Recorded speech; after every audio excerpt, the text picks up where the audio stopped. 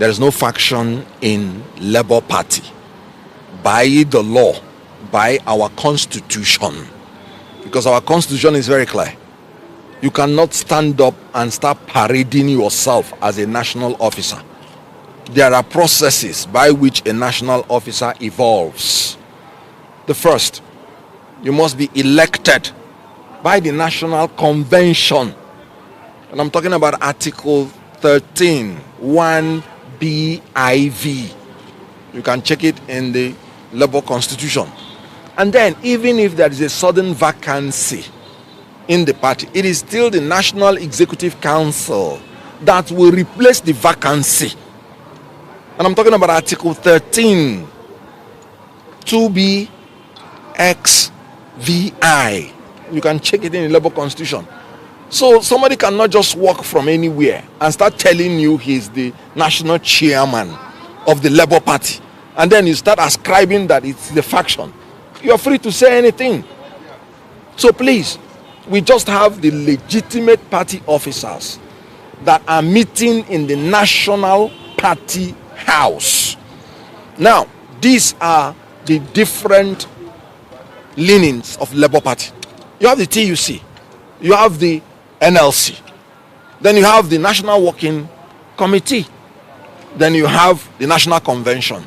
Please, the people you call faction, which of this leaning is backing them up? You know, when they came in here to break into this office, and what they did was illegal.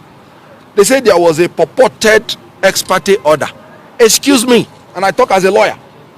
If a judge or a court gives an order, you as a human being do not have the right to enforce it. You cannot take the laws into your hands. Everybody is expected to obey the order of a court. If the people that are concerned do not obey the order, you go back to court for court to enforce their order. If you go and break in yourself, taking the laws into your hand, you are a criminal that has committed a criminal offense. Breaking into people's property is a criminal offense. So they criminally broke into this office, and that was why NLC called them rodents, and I agree. And they brought insecticide to fumigate this national office and threw them out. Now, since they were thrown out, did you see them here? Because they know what they did was illegal. They used thugs, they used the people, their paymasters, because they are now a department of another ruling party that is sponsoring them. As they said in this press conference, all they are looking out for is money. That is why I call them politicians of convenience and politicians of fortune. Here in Labour Party, we are politicians of conviction and politicians of fortitude. The whole idea of what they are doing is they are being paid so that they will distract us from chasing tenaciously our presidential mandate that was stolen from us. They are just a distraction to make sure that we do not focus on reclaiming our presidential mandate, and we are not going to succumb to that cheap blackmail. So they are, like I said, the NLC say they are rodents. I call them political clowns. My principles say it is a display of rascality, and so we cannot succumb to those blackmail. Please stop referring to them as faction, because I will ask you, on what authority? None of them was elected by the National Convention. None of them was elected by NEC to replace any vacancy. These are the only reason.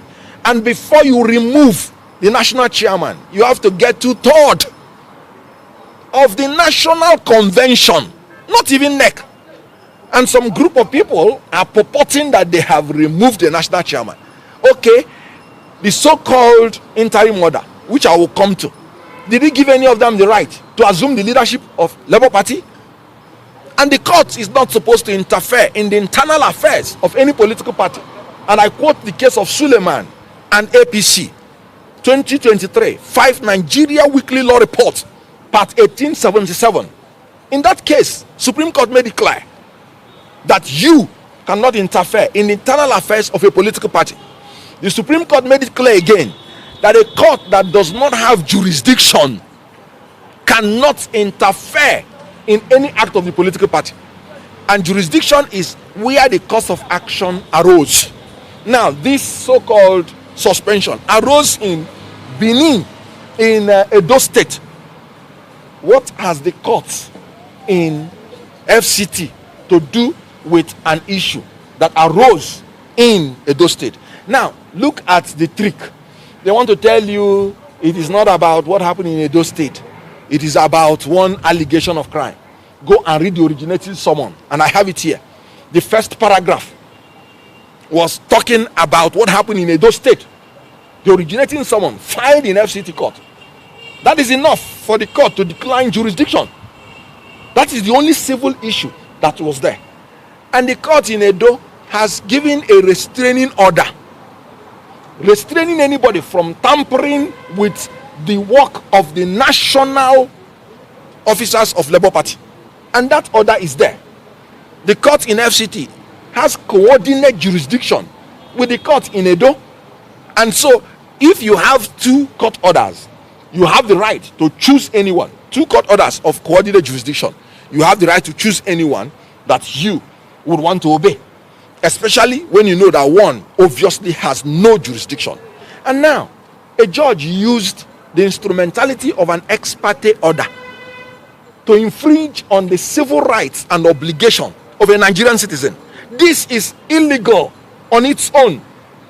An ex parte order is the order of a court on the application of a party without notice to the other party.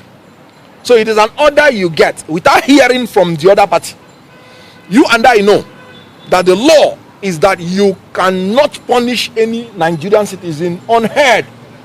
It's against fair hearing. Section 36 makes it a fundamental human right that every Nigerian citizen is entitled to be heard before his civil rights and obligation is tampered with. Section 36, subsection 1. Then section 36, subsection 5 made it clear. When a Nigerian is charged with a criminal offense, he is presumed innocent until he is proved guilty.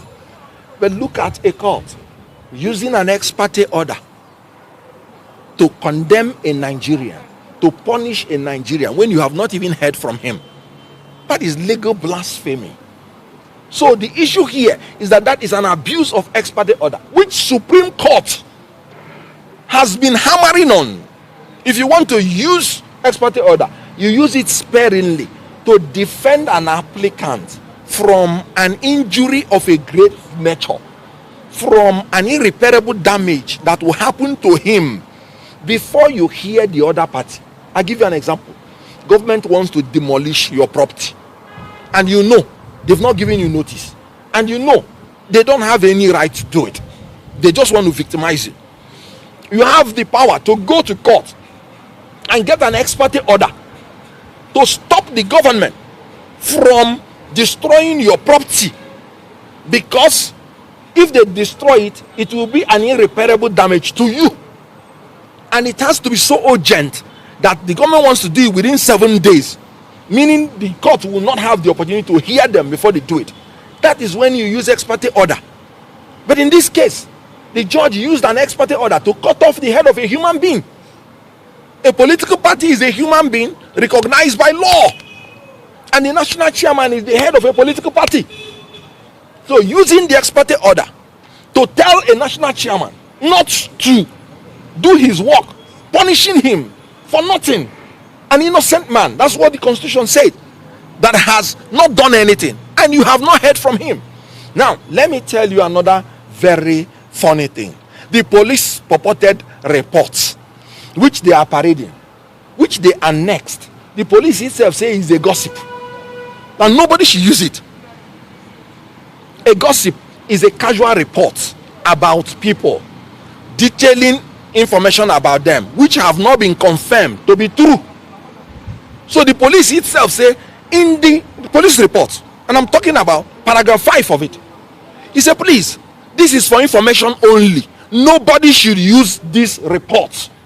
The police even say they will not be held liable if anybody uses this report. So what police cannot confirm is true because they've not heard the other party. A court relied on it without hearing the other party to punish the party. Is that not ridiculous? So what's the bottom line of the situation based on the question you asked? Good. The bottom line is that there is no faction. You were in this particular meeting that is held. You saw the chairmen and secretaries of all the states. The quorum of any meeting in Labour Party is 1/3. So if you look at the composition of the membership of NEC, and I am talking about Article 13, 2B, 2A, you will see the composition of NEC. You must form a quorum. If you don't have the chairman and the secretaries, you don't have, you saw the National Working Committee. Which quorum do you have to start parading yourself that you are doing a NEC meeting in Bauchi? It is criminality. They are impostors. They are not members of this party. They've been expelled by the legitimate authority, NEC, the ones that were there before. So on what basis are they doing that so-called NEC in Bauchi? Like I said, you saw the people here physically. The chairman of chairmen talked. So on what basis? So please, that is a show of impunity, criminality, illegality, corruption, and they are doing it to satisfy their paymasters, just to distract us. Thank you very much.